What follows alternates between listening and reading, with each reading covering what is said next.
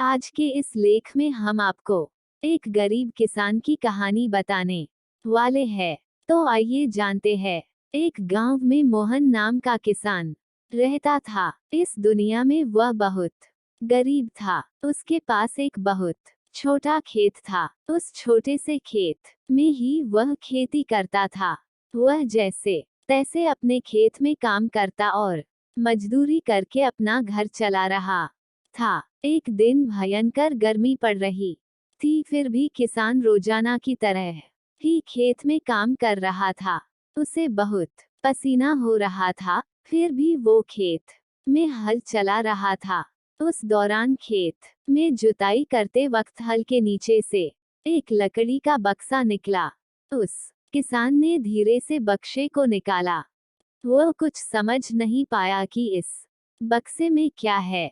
केवल उसने बक्से को उठाकर खेत के बाहर मेड़ पर रखा दिया। उसने देखा कि यह बक्सा खाली है, तो उसने अपनी दोपहर की रोटियां उसमें रख दी और वापस अपना काम करने लगा।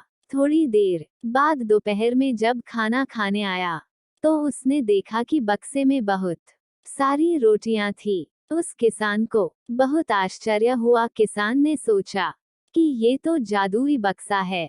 उसमें जो भी चीज डालो वह कई गुना हो जाती है। जो भी वस्तु उस बक्से में डाल रहे थे वो कई गुना हो रही थी। उसने दोपहर का भोजन किया और फिर हल चलाने लगा। जब शाम को घर आया तो बक्से को अपने साथ ले आया। आज वह किसान बहुत खुश था, क्योंकि उसे लग रहा था कि शायद अब उसकी गरीबी दूर हो सकती है। वह गरीब किसान एक धैर्य वाला व्यक्ति था। कभी भी उस बक्से से जरूरत से ज्यादा सामान नहीं लेता था। कुछ दिनों बाद उस बक्से के बारे में गांव के जमींदार को पता चला। वह जमींदार एक लालची व्यक्ति था। उसने सोचा, मेरे जमींदारे में किसी भी जादुई वस्तु पर तो मेरा अधिकार होगा।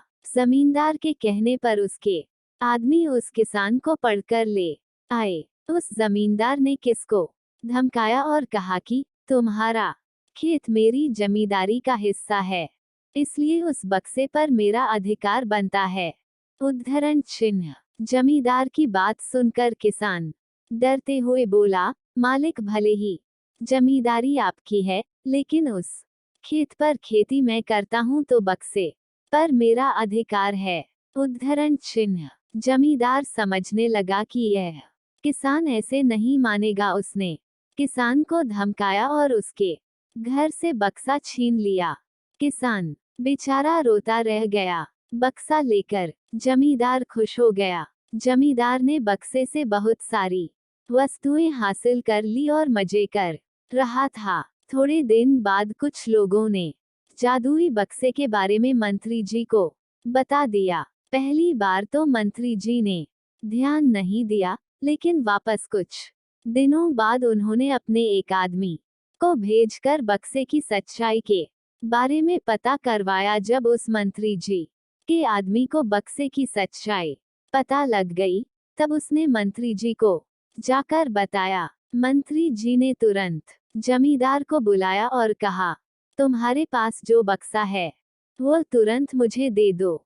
जमींदार ने मंत्री जी से हाथ जोड़कर निवेदन किया कि कृपया बक्सा मेरे पास ही रहने दीजिए, उस पर मेरा अधिकार है। लेकिन मंत्री जी ने एक नहीं मानी और कहा कि यदि तुम मुझे नहीं दोगे तो मैं तुम्हारी जमींदारी समाप्त करवा दूंगा। उद्धरण चिन्ह। जमींदार ने डरकर बक्सा सौंप दिया। उस बक्से को प्राप्त करने के बाद मंत्री और भी मस्त हो गया। अब तो विरोधियों को मंत्री की शिकायत करने का एक और अच्छा मौका मिल गया। विरोधियों ने मंत्री की शिकायत के साथ साथ बक्से की बात भी राजा को बता दी। राजा को जब पता चला कि यह बक्सा किसी गरीब किसान के खेत से मिला है, तब राजा तुरंत अपने सेनापति के साथ मंत्री के घर गया और मंत्री से कहा, पूरे देश की जमीन पर राजा का अधिकार होता है, इसलिए उस बक्से पर मेरा अधिकार है। तुरंत बक्सा राजमहल भिजवा दो। मंत्री ने तुरंत राजा की बात मान ली और सेनापति को बक्सा दिया। उस राजा ने बक्से से सबसे पहले खजाने के धन को बढ़ाया और सुख सुविधाएं बढ़ाई। कुछ दिनों के बाद राजा को बक्से की चिंता होने लगी कि इसे कोई चुरा ना ले। राजा उस बक्से को हमेशा अपने साथ रखने लगा। एक दिन राजा ने सोचा, इस बक्से में ऐसा क्या है? प्रश्नवाचक चिन्ह। आखिर इसका रहस्य पता किया जाए। उस बक्से का रहस्य जानने के लिए राजा उस बक्से में बैठ गया। बाहर निकला तो उसके जैसे अनेक राजा बाहर आ गए। लोग नहीं पहचान पा रहे थे कि असली राजा कौन है। सभी राजा राज्य करने के लिए आपस में लड़ने लगे। ये बात किसान को पता चली तो वह बहुत दुखी हुआ।